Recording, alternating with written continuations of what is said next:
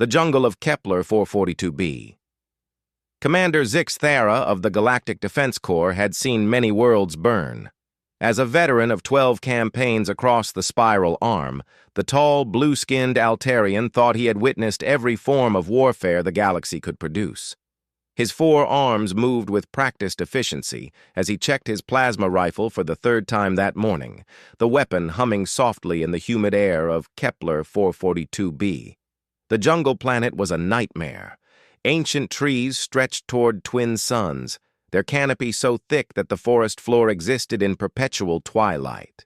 Vines as thick as starship cables hung like curtains between massive trunks, and the air itself seemed alive with the sounds of creatures that had never known the touch of civilization. This was where the hegemony had chosen to make their stand, and this was where the war would likely end. Zix Thara's squad of 20 soldiers crept through the undergrowth, their advanced sensors sweeping for enemy movement. The hegemony forces were dug in deep, using the planet's natural defenses to create an impregnable fortress. 3 months of orbital bombardment had barely scratched their positions, and ground assaults had resulted in nothing but casualty reports. That's when High Command had made a decision that still left Zix Thara confused. They had requested assistance from Earth. Earth was a backwater planet, recently admitted to the Galactic Council after achieving faster-than-light travel just 50 years ago. Humans were considered primitive by most standards, still using kinetic weapons and chemical explosives when the rest of the galaxy had moved on to energy-based warfare centuries ago. Their military was laughably outdated, their tactics crude, and their technology barely functional by galactic standards. So why had Admiral Corinth specifically requested human soldiers for this mission? The answer came crashing through the jungle canopy like a meteor. The human drop pod slammed into the earth with such force that Zix Thara felt the impact through his boots 50 meters away. Steam hissed from cooling vents as the pod's doors blew open with explosive bolts, and through the billowing vapor emerged a single human soldier. Zix Thara had seen humans before, but only in diplomatic settings or space stations. This one was different. Where the diplomats had been soft and pale, this human was built like a weapon. His skin was dark and scarred, stretched tight over muscles that seemed to strain against his primitive armor. He carried an ancient-looking rifle across his chest and enough ammunition to supply a small army. The human's pale eyes swept the jungle with predatory intensity before settling on Zix Thara. When he spoke, his voice was like gravel being crushed under a starship's landing gear. "Commander Zix Thara, I'm Chief Petty Officer Marcus Rodriguez, United States Navy SEALs. I'm here to solve your problem." Zix Thara's translator struggled with some of the human's words. Navy SEALs meant nothing to him, but the confidence in the human's voice was unmistakable. Still, this was madness. One human soldier against an entire hegemony stronghold? "Chief Rodriguez," Zix Thara began, trying to keep the skepticism from his voice. "We appreciate Earth's willingness to assist, but I'm not sure you understand the situation. We're facing entrenched positions defended by some of the most dangerous creatures in the galaxy.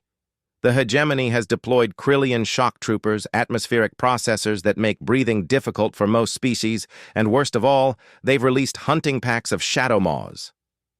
The human's expression didn't change. If anything, he looked bored. "Shadow maws?" Rodriguez asked, shouldering his primitive weapon. "What am I looking at there?" Zix Thara activated his holo projector, displaying a rotating image of the creature that had given him nightmares for 3 months. The shadow maw stood 4 meters tall on 6 legs, each ending in claws that could slice through battle armor like paper. Its hide was covered in natural armor plates that could deflect energy weapons, and its jaw could snap a galactic soldier in half with one bite. They were ambush predators, capable of moving silently through any terrain and striking without warning. "Apex predators from the Vega system," Zix Thara explained. The hegemony captures them as juveniles and trains them for warfare. They're intelligent, pack hunters with enhanced senses. We've lost 17 soldiers to just 3 of them. Rodriguez studied the hologram with the same expression someone might use when examining a particularly uninteresting insect. After a moment, he nodded and turned off the display. "Okay, where are they?" The casual tone in the human's voice sent a chill down Zixthara's spine. Either this Rodriguez was insane, or humans were far more dangerous than anyone had realized. "Chief, I don't think you understand. These creatures are engineered killing machines. They've been terrorizing this sector for decades.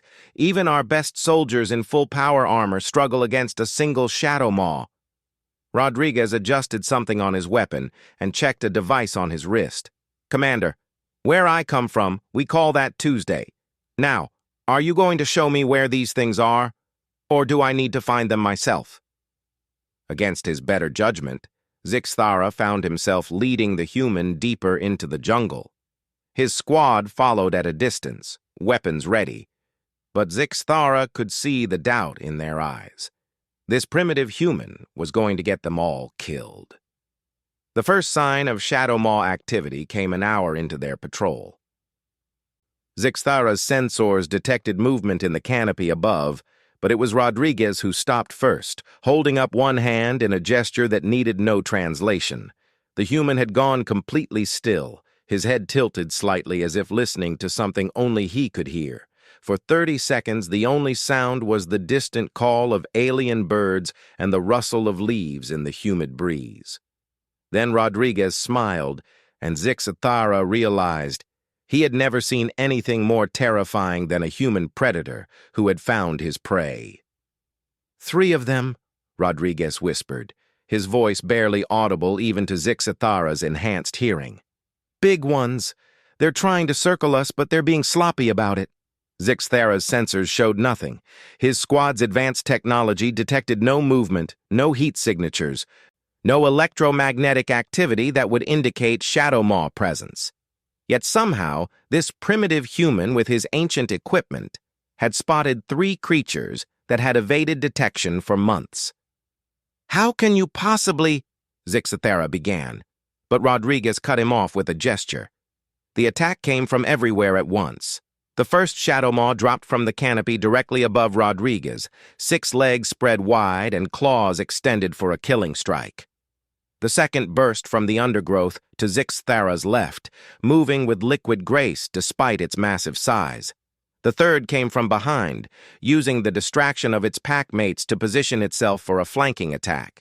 It was a perfect ambush, the kind that had killed dozens of galactic soldiers. For a split second, Zixthara was certain he was about to watch a human being torn apart by 3 of the galaxy's most efficient killers. Instead, he witnessed something that would haunt his dreams for the rest of his life. Rodriguez moved like liquid lightning. As the first shadow maw descended toward him, the human stepped aside with minimal effort, letting 4 tons of alien predator crash into the jungle floor where he had been standing. Before the creature could recover, Rodriguez had grabbed it by what passed for its neck and was using its own momentum against it. The sound the shadow maw made when Rodriguez slammed it into a tree trunk was unlike anything Zixthara had ever heard. It was part roar, part scream, and entirely filled with pain and confusion. No creature had ever manhandled a shadow maw before. They were the apex predators, the hunters, the killers. They were not prey. The second shadow maw reached Rodriguez just as he released the first. Instead of backing away or reaching for his weapon, the human stepped forward to meet the charge. 6 claws designed to rend battle armor met human hands, and impossibly, the human won. Rodriguez caught the shadow maw's front legs in his grip and used the creature's own charge to spin it around. For a moment, human and alien predator were locked in a contest of pure strength, muscle against muscle, will against will. The shadow maw was losing. Zixthara watched in horror and fascination as Rodriguez slowly forced the creature's claws away from his body. The Shadow Maw's natural armor, designed to deflect energy weapons and resist pressure, cracked under the human's grip. Ichor began to flow from where Rodriguez's fingers dug into alien flesh. With a sound like breaking metal, Rodriguez snapped the Shadow Maw's front legs. The creature's scream echoed through the jungle, a sound of agony that made every other predator in the area fall silent. But Rodriguez wasn't finished. With cold efficiency, he grabbed the crippled Shadow Maw by its head and twisted. The crack of breaking bone was audible even over the creature's death throes.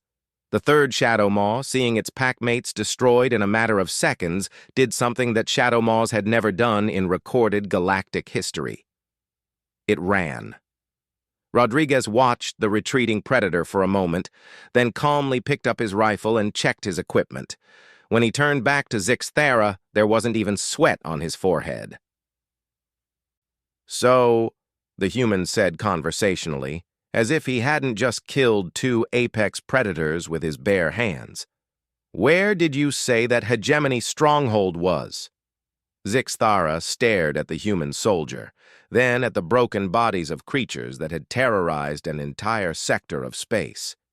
In that moment, he began to understand why Admiral Corinth had specifically requested human assistance. Earth's soldiers weren't primitive. They were something far more terrifying. They were apex predators themselves, and they had just been unleashed on an unsuspecting galaxy. The Hegemony Stronghold. The trek to the Hegemony Stronghold took 6 hours through terrain that would have challenged a military engineer. Ancient root systems created natural barriers 20 meters high, while acidic streams carved through the jungle floor like molten scars. The air itself seemed hostile, thick with spores and chemicals that made breathing difficult for most galactic species. Rodriguez moved through it all like he was taking a casual stroll through a park. Zixthara found himself studying the human with growing fascination and concern. Where his own soldiers struggled with the hostile environment, constantly adjusting their suits' atmospheric processors and checking radiation levels, Rodriguez seemed completely at ease.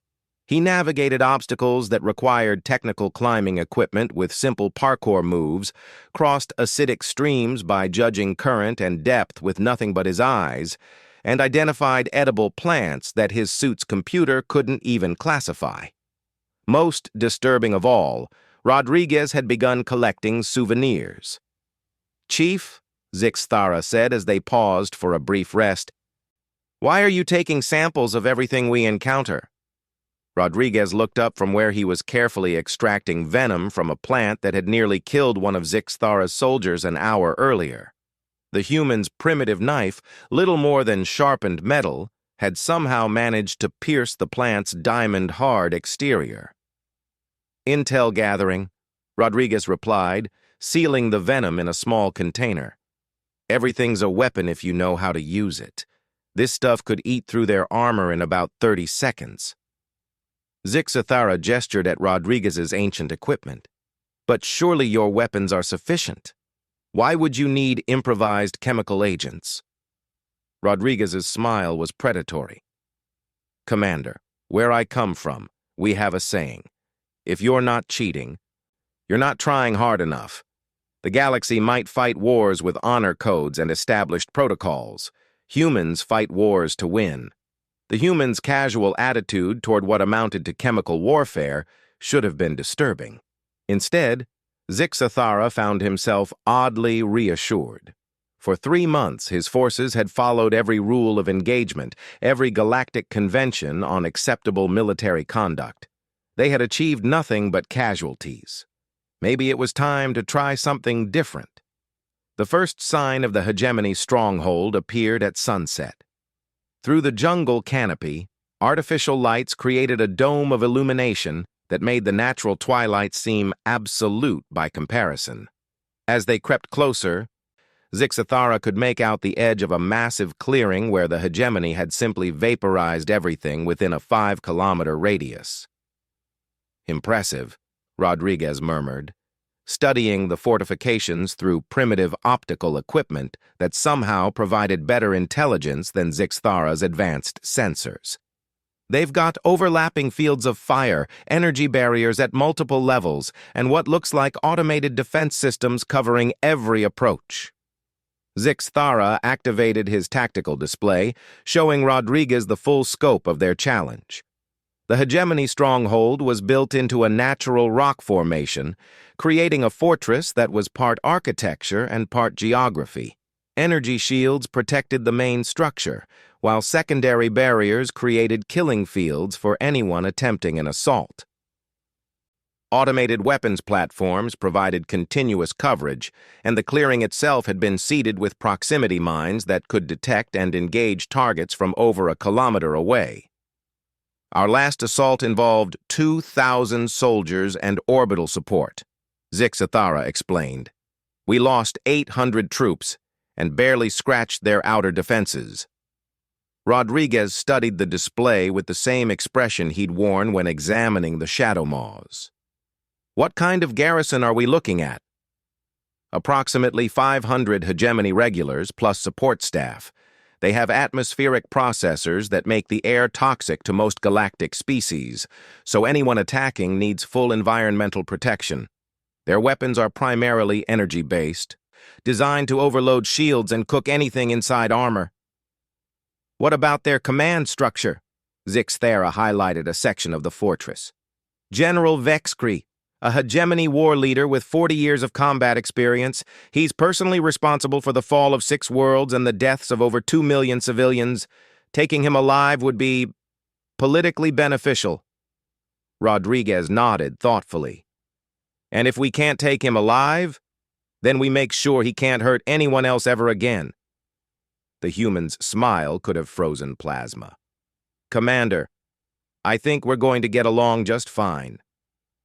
As darkness fell over the jungle, Rodriguez began what he called reconnaissance in force. To Zixthara, it looked more like controlled insanity. The human moved through the minefield like he could see the buried explosives.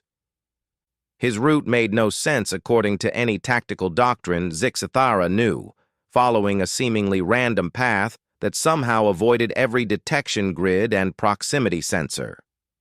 When questioned about his navigation, Rodriguez simply tapped his nose. Smell, he explained. The mines use chemical triggers. Most species can't detect the compounds they emit, but humans evolved on a world where the difference between safe and dangerous often came down to scent.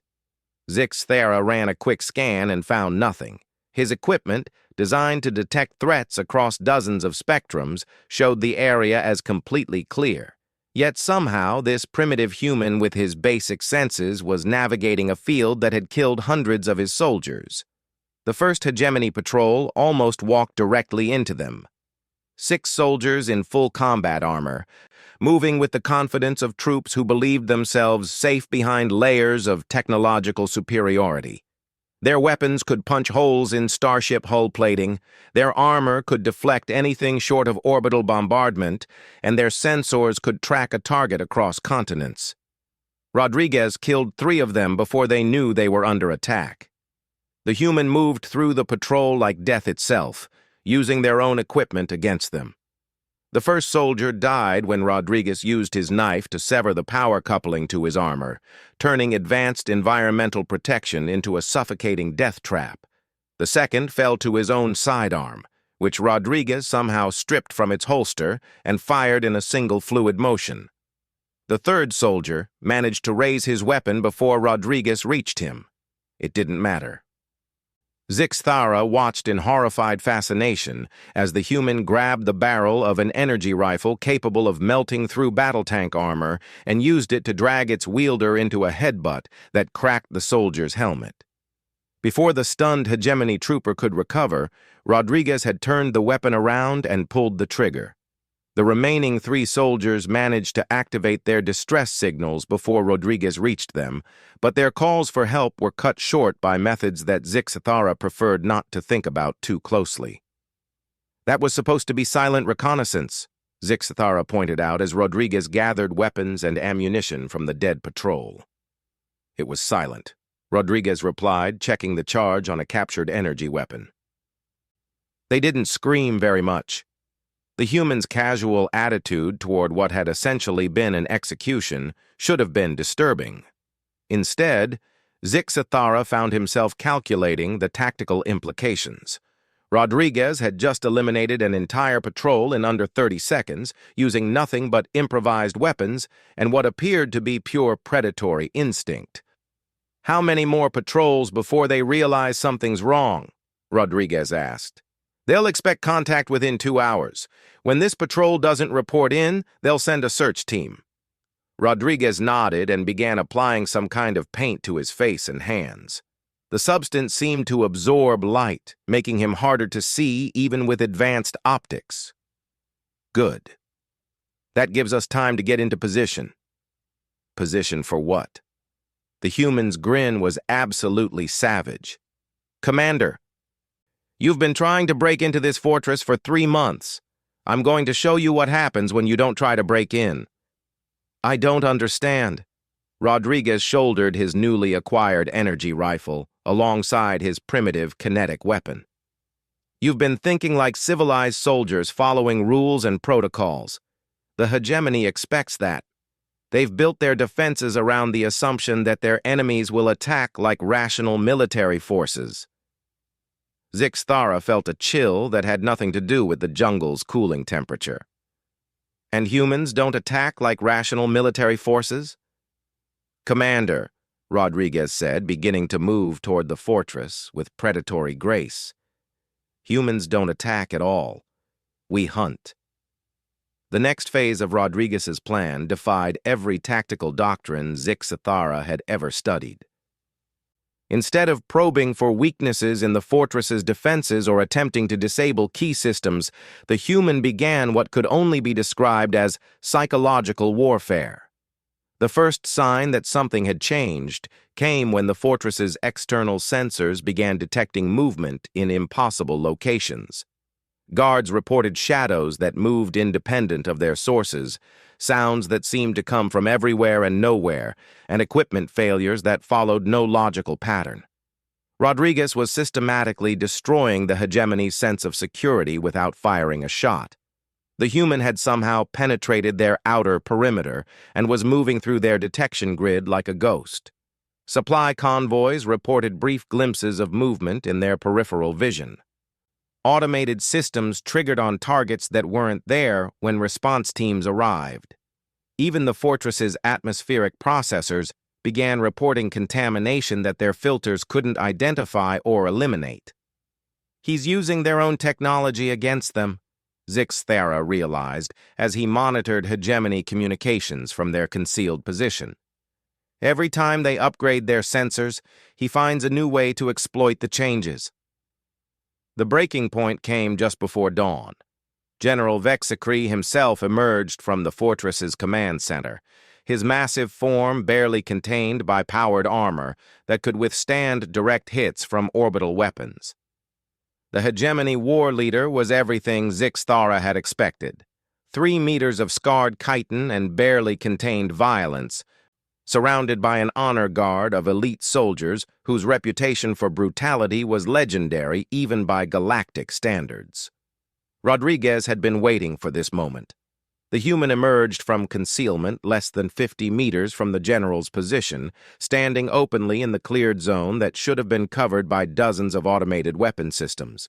Every sensor in the fortress should have targeted him instantly.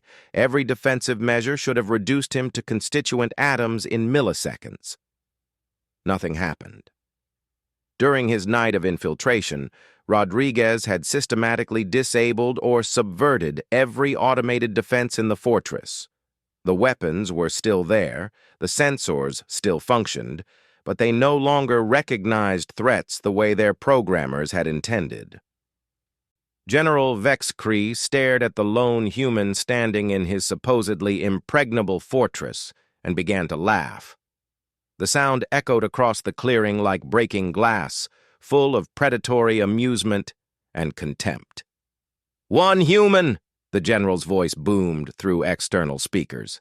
"Earth sends one primitive soldier against the might of the hegemony?" Rodriguez didn't respond. He simply began walking toward the general with steady, measured steps. I have studied your species, Vexcree continued, gesturing for his guards to spread out in a semicircle. Weak, short-lived creatures who require tools to survive on their own world.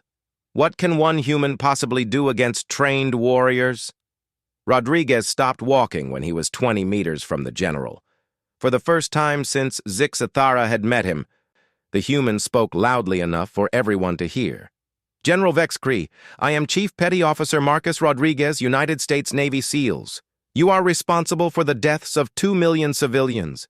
You will surrender immediately, or I will make you surrender. The general's laughter intensified. Surrender? To a single human? I think not. Rodriguez nodded, as if he had expected this response. Sir, with respect, I wasn't asking. The battle that followed redefined Zixathara's understanding of what was possible in personal combat. The Last Stand. General Vexcree's elite guard moved with the precision of a military unit that had conquered worlds together. Each soldier was equipped with weapons capable of leveling city blocks and armor that had never been penetrated in 40 years of warfare. They had trained together for decades. Their tactics refined through countless battles against the galaxy's finest military forces. Rodriguez killed the first two before they finished taking their positions. The human moved with inhuman speed, covering the distance between himself and the nearest guard in a burst of motion that seemed to bend physics. His captured energy rifle spoke once, twice, and two of the galaxy's elite warriors simply ceased to exist. Before their bodies hit the ground, Rodriguez was already moving toward his next target. The third guard managed to fire a shot that should have vaporized everything within a 3-meter radius. The energy beam passed through empty air where Rodriguez had been standing a fraction of a second earlier. The human had somehow predicted the shot and moved before the trigger was pulled, using the guard's own reaction time against him. Rodriguez's response was delivered with his primitive kinetic weapon, a simple chemical projectile that punched through advanced armor like it was made of paper. The guard's equipment was designed to deflect energy weapons and absorb impact damage. It had never been tested against a copper-jacketed bullet traveling at supersonic velocity. General Vexcree watched 3 of his elite guards die in as many seconds and felt something he hadn't experienced in 40 years of conquest: uncertainty. Impossible, he rumbled, raising his own weapon. No single warrior could defeat my chosen guard. Rodriguez ejected the spent magazine from his rifle with practiced efficiency, reloading without taking his eyes off the remaining enemies. General, your guards were trained to fight soldiers. I wasn't trained to be a soldier. Then what were you trained to be? The human's smile was absolutely feral. A hunter of men. The 4th and 5th guards tried to coordinate their attack, moving to flank Rodriguez from opposite sides while maintaining a crossfire pattern that should have eliminated any possibility of escape. It was a textbook maneuver, executed with professional competence by warriors who had used it to pacify rebellions across 3 sectors. Rodriguez neutralized both of them with a tactics manual that apparently hadn't been written yet. The human threw his captured energy rifle like a spear, the weapon spinning end over end to strike the 4th guard in the chest, with enough force to crack his armor and knock him backward. Before the man hit the ground, Rodriguez was already in motion toward the 5th guard, who had the misfortune to be reloading his weapon at exactly the wrong moment. What followed was less a fight than a dismantling. Rodriguez moved around the guards' defenses like they weren't there, using holds and strikes that bypassed armor by attacking the vulnerable points where plates joined. The guards' equipment was designed to protect against energy weapons and explosive projectiles. It provided no defense against a human who understood anatomy and leverage. The sound the guard's armor made when Rodriguez twisted his helmet 90 degrees in the wrong direction would stay with Zixathara for the rest of his life. General Vexcree stared at the human who had just eliminated his elite guard in under 60 seconds and made a tactical decision that would have surprised anyone who knew his reputation for brutal directness. He ran. The general's retreat wasn't a panicked flight, but a strategic withdrawal toward the fortress's inner defenses. Automated systems that Rodriguez had somehow missed would engage the moment Vexacre crossed certain thresholds, and the fortress's main armament could be manually targeted from the command center. Rodriguez pursued him with the same relentless patience he had shown throughout the mission. The human didn't rush or make desperate attempts to catch his quarry. He simply maintained steady pressure, herding the general toward whatever destination he had chosen. It wasn't until Vexacre reached the fortress's main entrance that he realized he was being driven rather than chased.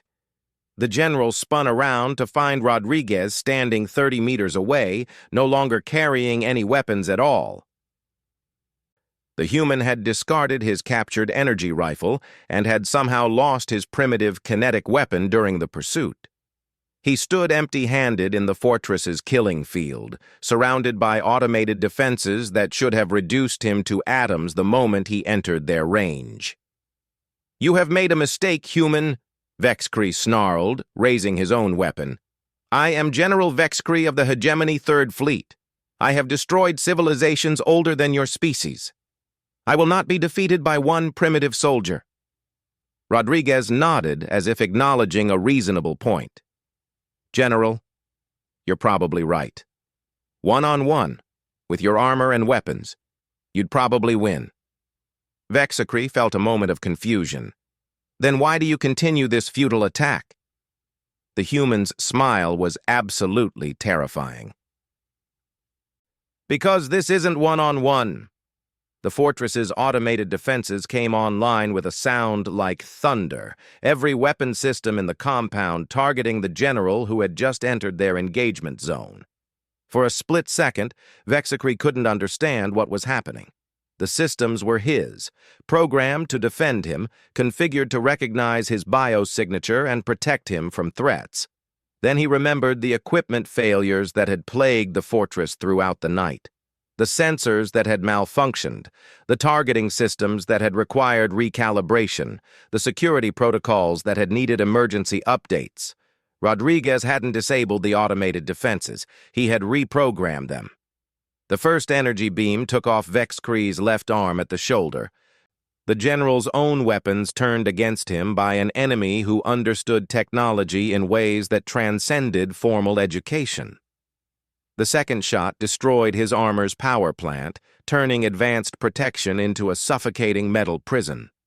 As the general fell to his knees, systems failing and life support flickering, Rodriguez walked calmly into the fortress's killing field.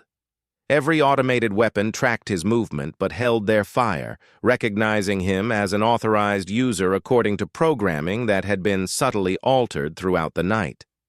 Vexacre looked up at the human who had single-handedly destroyed 40 years of military achievement and asked the question that had been building in his mind since the moment Rodriguez had emerged from the jungle.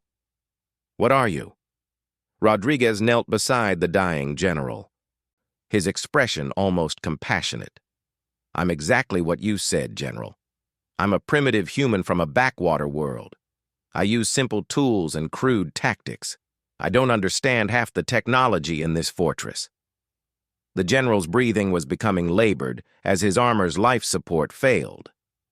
"Then how?" "Because while you were learning to use advanced technology to solve your problems, I was learning to use advanced problems to solve my technology." Rodriguez stood and looked around the fortress that had cost the Galactic Defense Corps thousands of casualties. "You built this place to defend against rational attackers using conventional tactics. You never considered what would happen if someone decided to use your own defenses against you." Vexacre tried to speak, but his voice was failing along with his systems. Rodriguez leaned closer to hear the general's final words. "Your species? They're all like you?"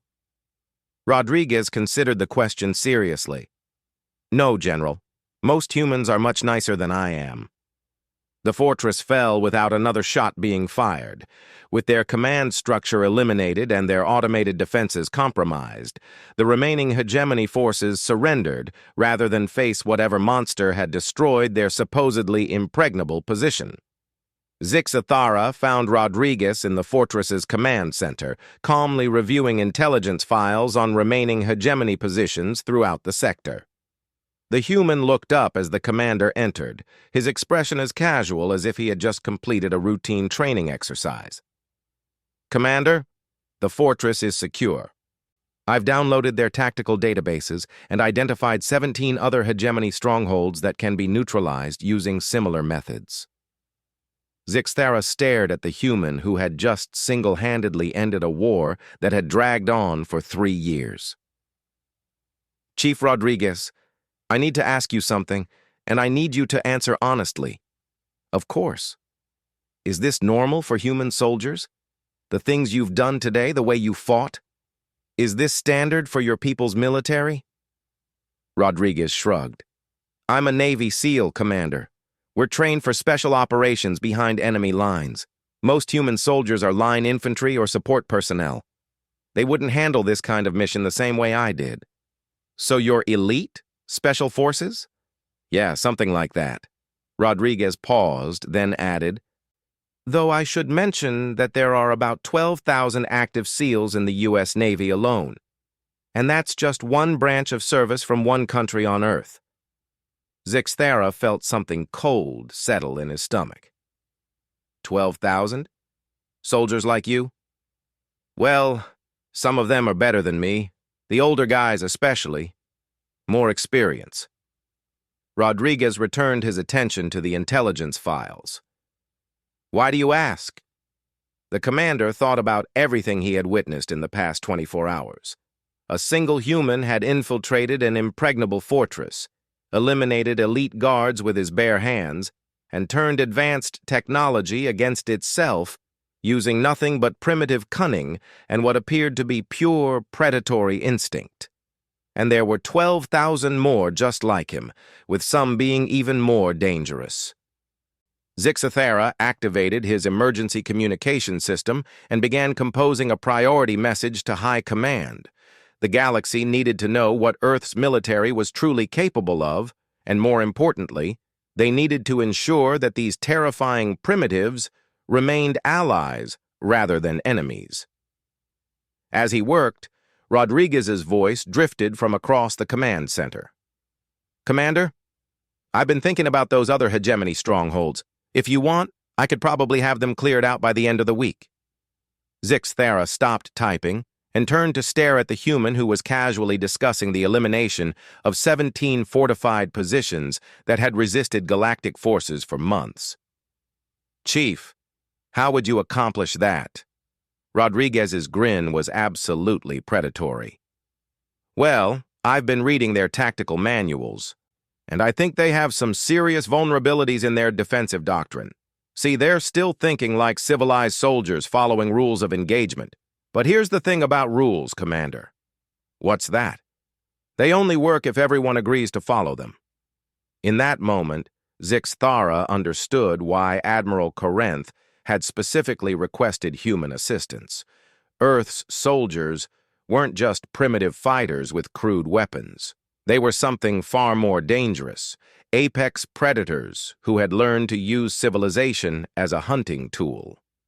The galaxy had just discovered that while other species had evolved beyond their predatory nature, humans had simply taught their predators to use starships, and now those predators were loose among the stars, carrying ancient instincts and modern weapons into a universe that had forgotten what it meant to be prey. The war against the hegemony was over. The question now was, what would happen when these human hunters decided they had found new prey? Rodriguez returned to his intelligence files, humming something that sounded almost cheerful. Outside, the jungle of Kepler 442b had fallen silent, as if every creature in the ecosystem had suddenly realized that they were no longer the most dangerous predators in their territory. For the first time in millions of years, something more terrifying had arrived, and it was just getting started.